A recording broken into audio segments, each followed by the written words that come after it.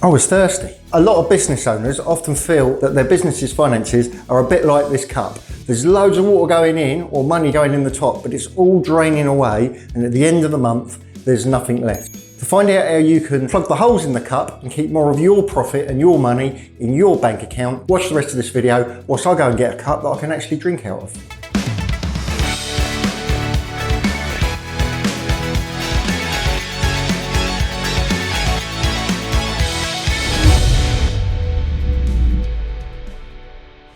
How do we stop our profits leaking away? In the previous few videos, we've talked a lot about how to get more revenue into the business. We've improved the lead generation, we've improved your conversion rate, we've improved your average sale value, and we've got our customers coming back and buying more often. But if all the water, if all of the money leaks out the leaky cup and there's nothing left, you're gonna have no profits, no matter how well and efficiently you grow your business. How do we do that? Well, there's a few things we don't do as business owners just because we're busy. First of all, make sure that you're monitoring your business's finances on a weekly and monthly basis. In my old business, I used to know on a Friday how much money I'd made that week. And my wife used to joke that she knew what sort of weekend she was in for by my expression as I walked up the drive.